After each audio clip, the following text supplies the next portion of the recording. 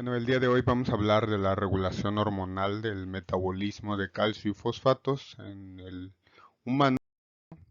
Y entonces pues tenemos que empezar por el calcio, que tiene mucha mayor relevancia, o al menos conocemos muchísimas actividades del calcio en el organismo, y aunque están en constante interacción en los diferentes compartimentos calcio y fosfato, pues digo, muchos casos, en muchos estudios, muchos autores han dado mayor relevancia al calcio, y también vamos a encontrar que tenemos mejor definido la manera de regular los niveles de calcio. A nivel celular, las funciones del calcio pues involucran el crecimiento y la división celular, la estabilización de membranas, la excitabilidad, el transporte de iones, regulación de algunas proteínas, la excitabilidad nerviosa, el secretar algunas hormonas, neurotransmisores, el contraer músculos, y a nivel extracelular pues se ve regulada la mineralización, y se conoce claramente el factor del calcio como uno de los factores de la coagulación. Este calcio, fosfato y también el magnesio se han estudiado, y se sabe que en el calcio tenemos un poco más de 1 kilogramo de calcio, del cual mucho está en el hueso, ¿sí? Y apenas 1 o 2% extra óseo. Y del fosfato tenemos 600 a 650 gramos, ¿sí? La mayoría también está en el hueso, pero hay una cantidad o un porcentaje ligeramente mayor extra óseo. Del magnesio, no vamos a hablar mucho en esta presentación, pero les adelanto que a pesar de que tiene una eh, concentración en muchos compartimentos mucho menor que el calcio y el fosfato, y es una cantidad menor la que hallamos en todo el organismo, al parecer es importante para varios procesos biológicos. A lo mejor son contados los que hasta ahora se han determinado, pero se nota claramente su rol, por ejemplo, en el aprendizaje, en la liberación de algunos neurotransmisores o en la señalización de algunos neurotransmisores. Ok, bueno, pues el calcio intracelular, recuerden cuando en las primeras clases de fisiología pues se ha mencionado que el calcio es muy importante debido a la gran diferencia que existe entre las concentraciones que hay entre el calcio plasmático y el calcio que hay dentro de las células. Si recuerdan, dijimos que hay una diferencia de al menos unas 10.000, 100.000 veces entre estas concentraciones, ¿sí? Y eso es relevante puesto que las membranas son poco permeables en estados basales, pero ante procesos que puedan excitarlas aumenta el movimiento de calcio. Entonces, pues el líquido extracelular, les digo, generalmente se tiene a una concentración unas 10.000 o 100.000 veces más alta que las que hay en el citosol. Y cuando hay calcio dentro de las células, hablamos generalmente de que la mayoría está en compartimentos bien estructurados para conservarlo o aislarlo de la mayoría del citosol. En algunas mitocondrias hay una concentración o en el retículo sarcoplásmico de algunas células está bien organizados para guardar calcio, ¿sí? Entonces es relevante cuando menos que sepan estas cifras y la manera en la que puede moverse calcio de un lado a otro. Las mitocondrias, el retículo sarcoplásmico en el músculo estriado es importante, algunos otros esbozos de retículo en el músculo liso, ¿sí? Pueden ser importantes para las acciones que tiene el calcio en algunas células. Los canales de calcio son blanco de muchas patologías en los cuales podemos regular potenciales eléctricos, liberación de hormonas y neurotransmisores, y conocemos varios proteínas que pueden ligar al calcio tanto en la membrana plasmática como en la membrana de algunos organelos como mitocondrias, sarcoplasma, aparato de Golgi, lisosomas, los retículos, ¿sí? Y conocemos también en los cursos de fisiología algunas proteínas para las cuales es determinante el que se unan varias moléculas de calcio, como la calmodulina o la troponina C o la sinaptotacmina en la liberación de neurotransmisores. Aquí podemos comentar que es importante que conozcamos todos aquellos fenómenos en los cuales el calcio juega un rol determinante para que ocurran algunas acciones, como dijimos la liberación de neurotransmisores u hormonas que a través de canales llegan a modificar la concentración de calcio dentro del citosol y pues generalmente se une a alguna proteína que ligue y va a modular la actividad de una proteína. Generalmente aquí mencionamos una inactiva o activa, puede darse al contrario.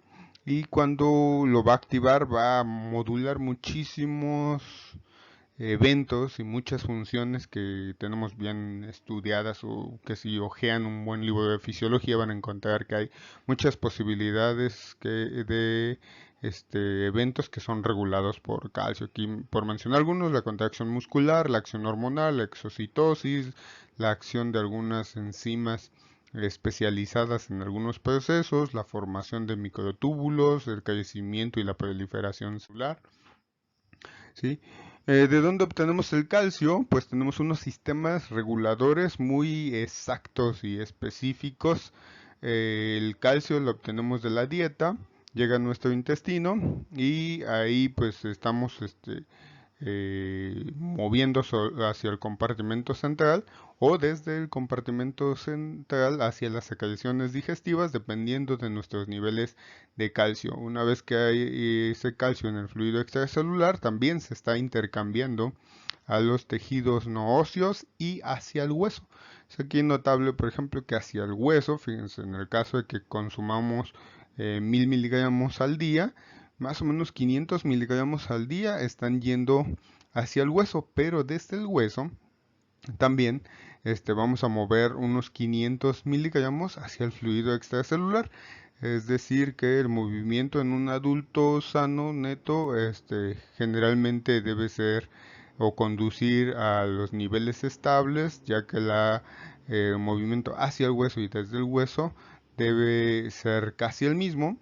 Y de ahí, en una condición sana, el calcio debe moverse y depurarse a través de la orina, ¿sí? El calcio, dice, pueden filtrarse hasta unos 10 gramos al día, reabsorberse una gran cantidad de calcio, ¿sí? Y debe haber una pequeña cantidad de calcio en nuestra orina en condiciones normales. También como se puede modular aquel calcio que absorbemos, podemos tener una buena cantidad de calcio. En el caso en que estamos consumiendo mucho calcio, vamos a eliminar calcio también por las heces.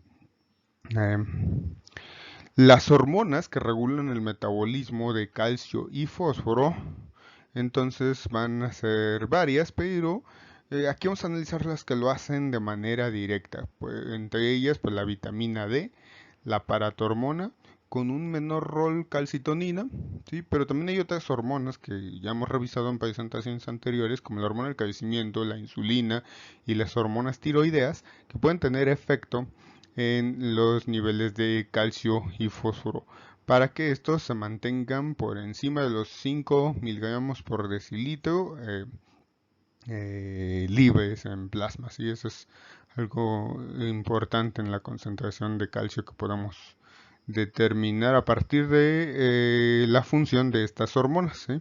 Van a regular el calcio que tenemos ya sea libre o en el hueso. Vamos a empezar por la hormona que tenga el principal rol de regulación de calcio y esta es la paratormona. ¿Dónde se puede usar la paratormona? En la glándula paratiroides. Y esa glándula paratiroides tiene una forma ovalada, un diámetro de 6 a 7 milímetros por 5 milímetros de ancho y 2 de grosor. Es aproximadamente media lenteja y están, a veces se hallan comúnmente hasta unas 4 en la parte posterior de la glándula tiroides, por eso se llaman paratiroides. Y un peso de apenas 20 a 50 miligramos. Sí, se encuentran irrigadas por la arteria tiroidea superior inferior y van a liberar esta hormona hacia la vena tiroidea, ¿sí? Que es un polipéptido de 84 aminoácidos sintetizada en el retículo endoplásmico rugoso y generalmente se produce desde un precursor que se llama preoparatormona de 115 aminoácidos. De ahí ya se va escindiendo para ser liberado este polipéptido de 84 aminoácidos que dijimos que es el activo. Entonces fíjense, en este caso no hay un eje de regulación que venga desde el hipotálamo o de la hipófisis directamente. Entonces la regulación se da dentro de la misma glándula paratiroidea. Si hiciéramos un análisis histológico de estas glándulas paratiroides, pues hallaríamos que hay células principales, células oxífilas y está altamente irrigada, ¿sí? Hay vasos sanguíneos porque hay un alto flujo sanguíneo, ¿sí? Y están en una estrecha relación con la célula tiroidea, ¿sí? O sea, aquí están toda la conglomeración de la glándula tiroides y de este lado estaría la glándula paratiroides. Entonces, en la glándula paratiroides podemos observar un alto flujo sanguíneo y vamos a hablar de que hay una regulación que es muy dependiente de lo que fluye ahí en la sangre. ¿Y que fluye? Pues generalmente entonces lo que propicia la liberación de paratormona es el nivel plasmático de calcio bajo. Una vez que hay un nivel plasmático de calcio bajo, entonces en las glándulas paratiroides se producen, en las células principales de la glándula paratiroides, liberan paratormona. Y la paratormona va a tener varios efectos, vamos a ir revisándolos adelante, pero lo que va a intentar hacer pues es nivelar el calcio y hacer que haya un incremento en la concentración de calcio, puesto que lo que despertó la liberación de la paratormona será un nivel plasmático de calcio bajo. O sea, estamos protegidos, estamos protegiéndonos de la hipocalcemia, ¿sí?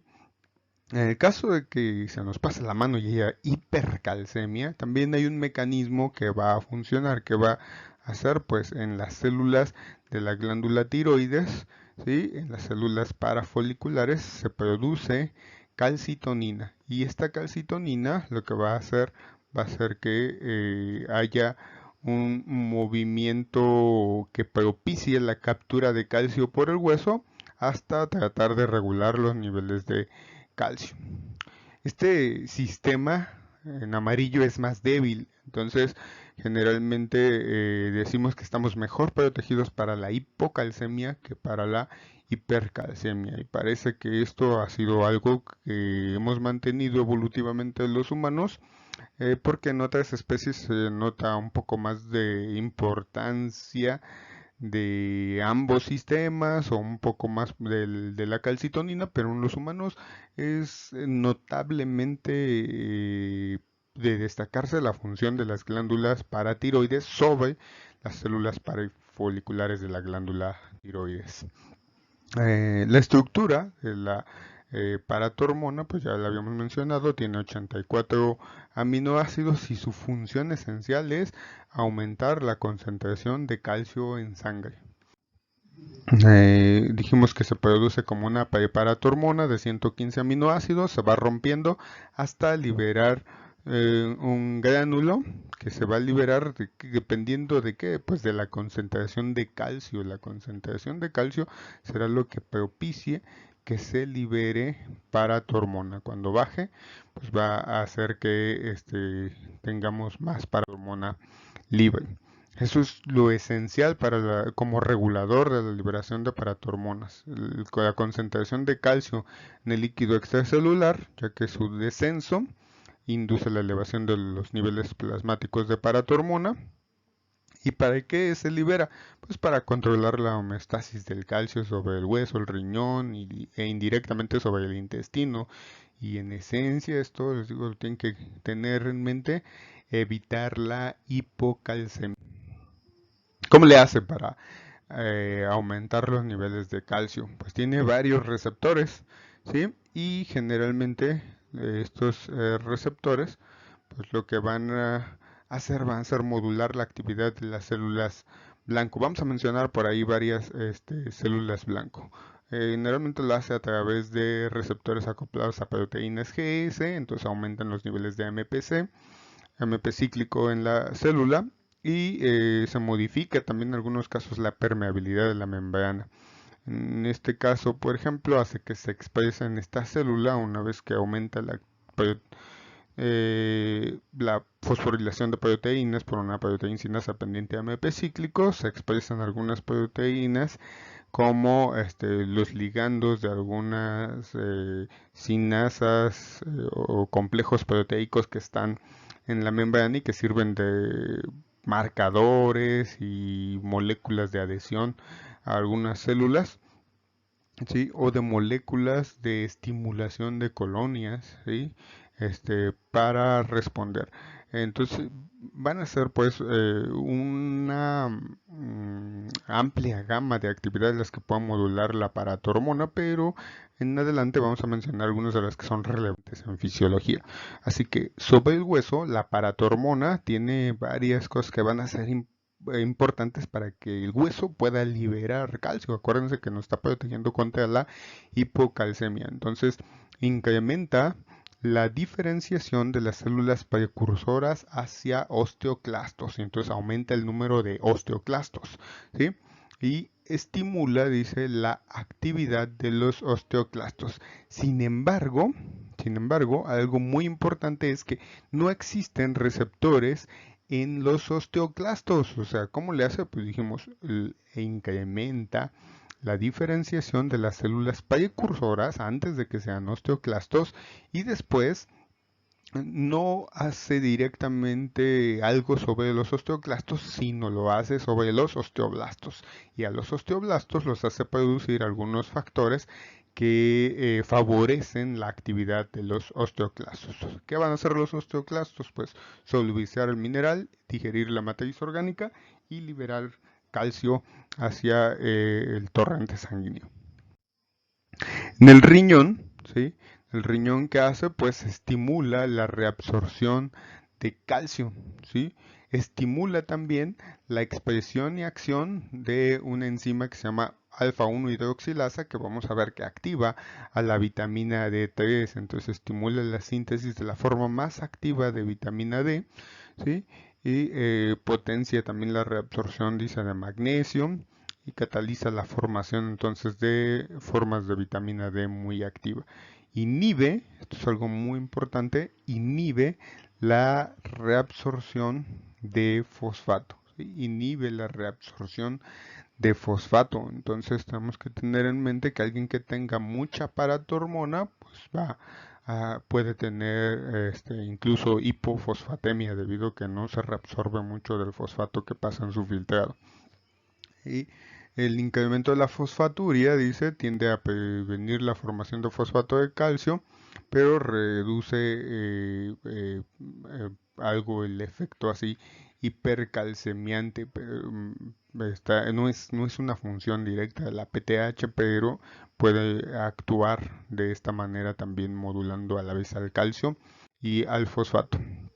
Sobre el intestino, pues actúa no de manera directa, lo hacen más bien, o su acción más importante es indirectamente, pues estimula la síntesis de 1,25-dihidroxivitamina D3, y entonces se favorece la absorción intestinal de calcio y fosfatos. También vamos a ver más adelante que la vitamina D3 va a favorecer la expresión de algunas proteínas para que se reabsorba mejor, perdón, o se absorba mejor el calcio y fosfato en el intestino.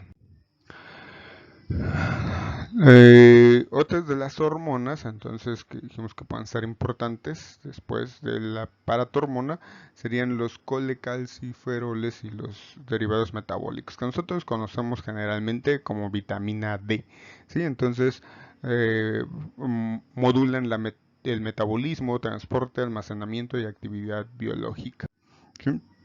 En el riñón, la vitamina D lo que hace, ya sea tomada de la dieta o generada por la piel, ya porque tenemos algunos precursores y por acción de rayos UV, ¿sí?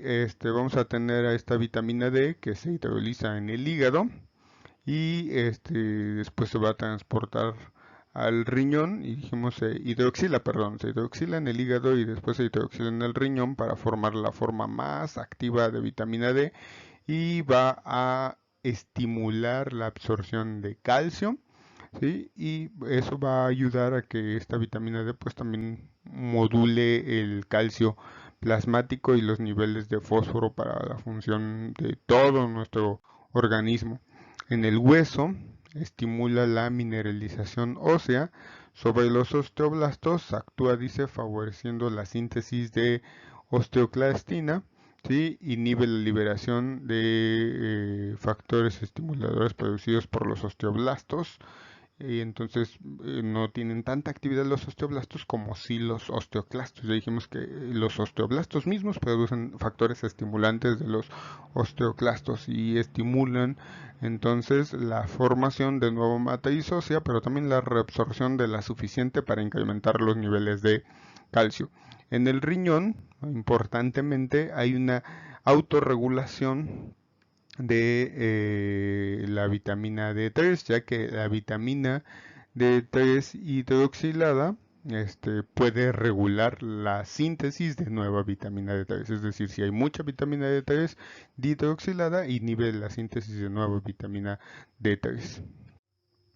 En el intestino estimula la absorción intestinal de calcio y fosfato y lo hace a través de proteínas ligadoras de calcio. En especial hay una muy importante que se llama calvindina D, pero también tiene otras acciones en otros sistemas como modular la diferenciación de células hematopoyéticas, estimula la maduración de células de la epidermis y de varios epitelios. De hecho, por eso a veces invitan a utilizar suplementos de vitamina A, D para favorecer la revitalización. Inhibe el crecimiento de algunos tumores, aunque también parece que favorece el crecimiento de algunos otros. Y bueno, las varias de las formas de la vitamina D y la paratormona tienen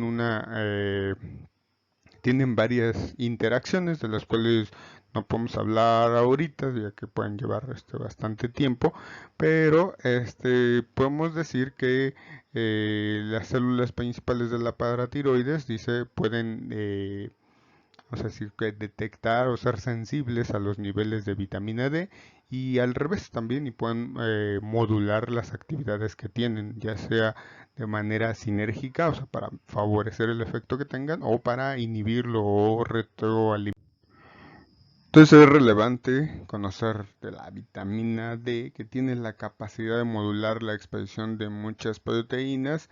Aquí lo que estamos viendo es la actividad sobre el enterocito, en donde lo que hace es que a partir de la cromatina pues se lea más el gen para producir algunas proteínas, entre ellas importantemente las calvindinas. ¿Qué hacen las calvindinas? Pues especialmente la calvindina liga al calcio que se absorbió desde el área de, en borde de cepillo del enterocito, ¿sí? Y lo transporta para que después, por medio de algunas proteínas de transporte, se pueda co-transportar con el sodio y puede incrementar los niveles de calcio disponible en nuestro compartimento central o en la sangre, ¿sí?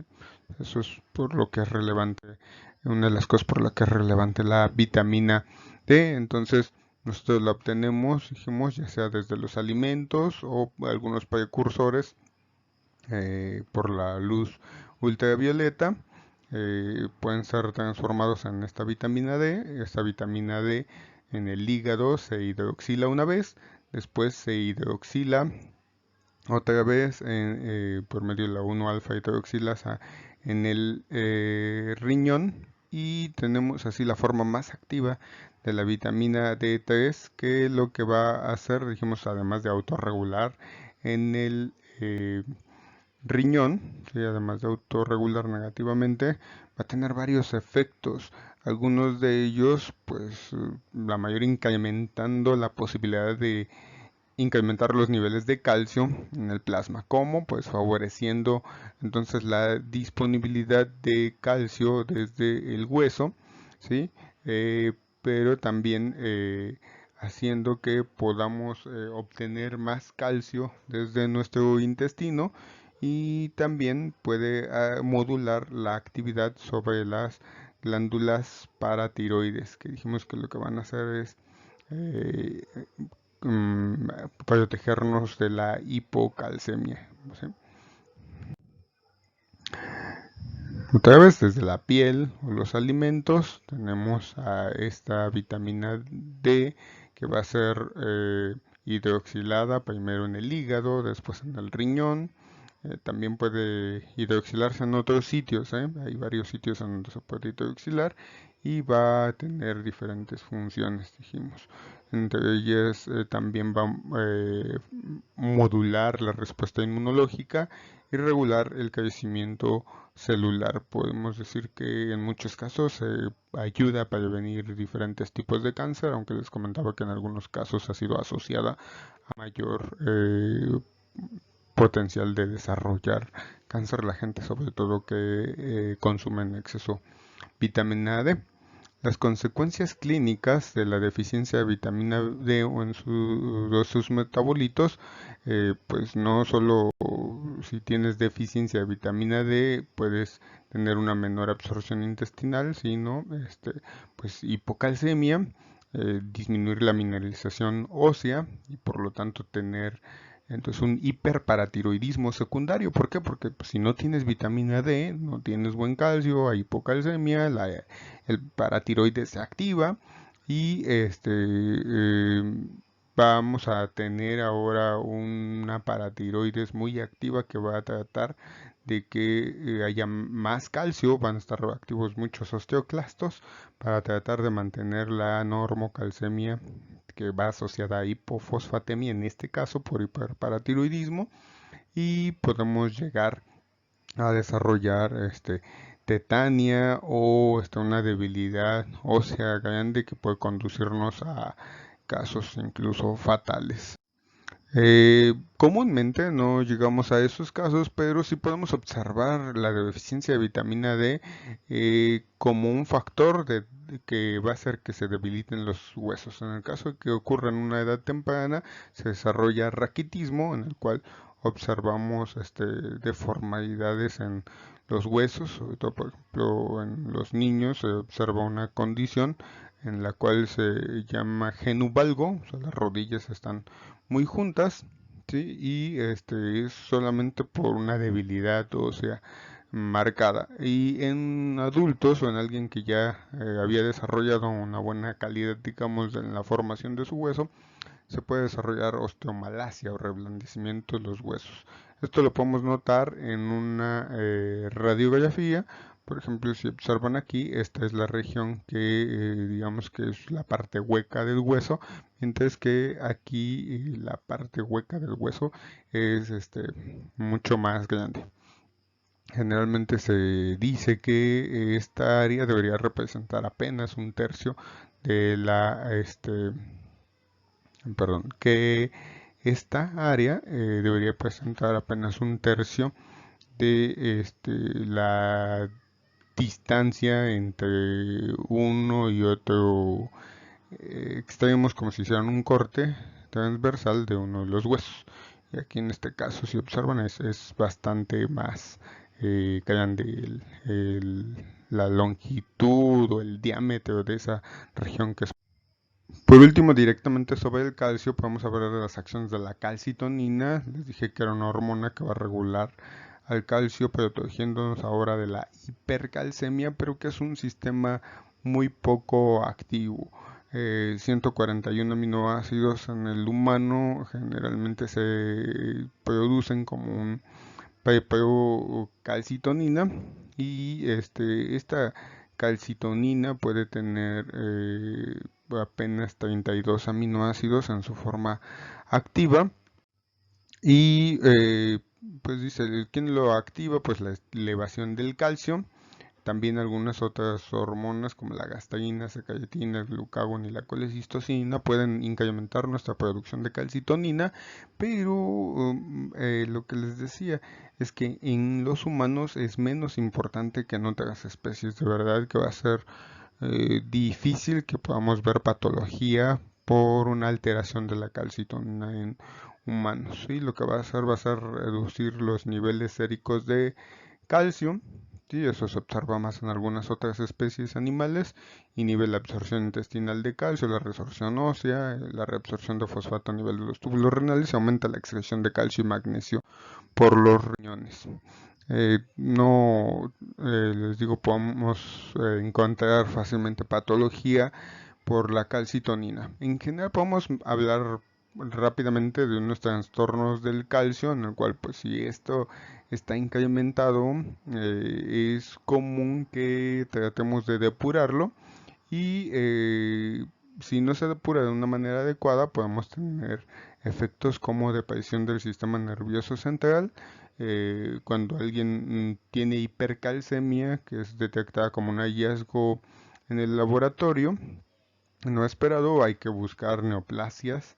Sí, eso es algo que va uno aprendiendo con la práctica y puede deberse en algunos casos a metástasis, a producción de paratormona por un tumor, perdón, y también algunas prostaglandinas o factores activadores de los osteoclastos que se están produciendo pueden hacer que disminuyan los niveles de calcio y por lo tanto haya más paratormona en la paratiroides, sino en algún tumor, pero puede estar relacionado también a un tumor. La hipocalcemia es algo a lo que nos podemos enfrentar de manera más común. Esto en adultos, por ejemplo, y también en infantes, ocasiona algunos signos muy fáciles de detectar, por ejemplo, los de Chepstow o Trousseau. El de Chepstow es que alguien con hipocalcemia, ustedes le pegan en el cigomático y hace gestos. O el de Trousseau, que ustedes le toman y le presionan entre sus dedos una uña y hace unas contracciones notables en la mano. Entonces, dice, la causa más frecuente es el hipoparatiroidismo, ¿sí? ¿Por qué? Pues porque la paratormona está disminuida y como no nos protege de la hipocalcemia, pues ocurre la hipocalcemia, ¿sí? También puede ocurrir que la paratormona esté elevada, pero los órganos no respondan a la paratormona, ¿sí? En hipomagnesemia también se produce hipocalcemia porque el magnesio parece importante para regular la secreción de paratormona. En la hipovitaminosis D, que se produce por algunos trastornos gastrointestinales, se puede observar también hipocalcemia, puede ser que haya hipovitaminosis D o pues, de veras que hicieron unos cortes grandes en una resección intestinal o gástrica y se tienen que adaptar eh, pero no lo alcanza a hacer para mantener niveles adecuados de calcio. En la insuficiencia renal, la hipocalcemia puede ser, dice, secundaria a la hiperfosfatemia, que hace que disminuyan los niveles de calcio. Y la hipocalcemia, dice, ¿sí? Aumenta la permeabilidad del sodio, ¿sí? O sea, si nosotros no tenemos una diferencia adecuada de algunos iones entre el medio externo y un medio interno, va a favorecer el desplazamiento de sodio. Entonces lo que observamos en los signos es un incremento de la permeabilidad aparente al sodio y eso hace que esta hipocalcemia se vea relacionada con eventos en los cuales observamos algo que pareciera una hiperexcitabilidad de las membranas. En cuanto al fósforo o a los grupos fosfatos, podemos decir que hay, dijimos, una menor cantidad, casi la mitad de lo que hay de calcio en nuestro cuerpo, la mayoría sí está en el hueso. Es importante en algunas células como o de manera particular, ¿no? Es importante en todas las células, como parte de los fosfolípidos de las membranas, como parte de los ácidos nucleicos, incluso es el principal tampón intracelular, ¿sí? Y tiene muchas otras funciones el fosfato, o los fosfatos más bien, que tienen pues como componente el fósforo.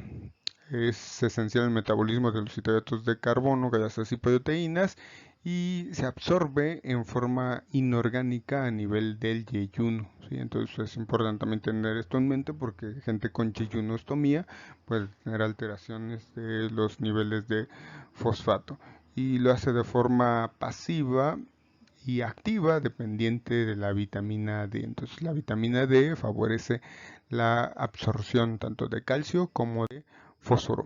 Mantiene la integridad celular, posibilita la contracción muscular, funciones neurológicas, circulación hormonal, la división celular, y su concentración se expresa como una masa de fósforo. Las cifras normales serían de 3 a 4.5 miligramos por mililitro. El 85% está en su forma libre, inorgánico, y el demás se une a proteínas. El filtrado renal de fosfatos tiene importancia, ya que casi todos se dan en el túbulo proximal por un mecanismo dependiente del pH y el sodio, actuando como un contratransporte entre sodio y algunos protones. La excreción renal de fosfato está dirigida por la paratormona al inhibir la reabsorción en los túbulos proximales y distal. Algo que podemos ver a detalle en alguna sesión más adelante, para que entiendan por qué, por ejemplo, el consumir bebidas que contienen una alta concentración de fosfato puede favorecer la excreción de calcio y con ello inducir un rejuvenecimiento óseo. Como trastorno, rápidamente comentaremos a la hipofosfatemia con cifras inferiores a 3 miligramos por decilitro. Se considera ya hipofosfatemia, y dicen incluso en la administración de glucosa se pueden descender los niveles de fosfato, redistribuyendo al interior de la célula por medio de mecanismos que hablan de antiporte entre estas moléculas, glucosa y fosfato, y esto puede conducir a alteraciones en diferentes eh, eh, órganos, muchas veces más llamativo en los huesos, en donde se inducen a veces fracturas o pseudofracturas por el movimiento de fosfato desde los huesos hacia el torrente sanguíneo, los compartimentos centrales, y es requerido. Por el contrario, en el caso de la hiperfosfatemia, hay una cifra superior a 5 miligramos por decilitro, y pues se debe a un descenso de la eliminación del fósforo. Puede ser porque haya una insuficiencia renal, porque haya un aporte exagerado de fosfatos, o porque haya sobrecargas endógenas debido, por ejemplo, a hipoparatiroidismo, ruptura muscular o lisis de algunos tumores. Los síntomas generalmente, fíjense aquí algo importante, de la hiperfosfatemia se deben a la hipocalcemia, ¿sí? Y eso es lo más notable. Antes que se dan muchos cambios por la incremento de fosfatos en nuestro organismo, se observan muchos debido a la hipocalcemia.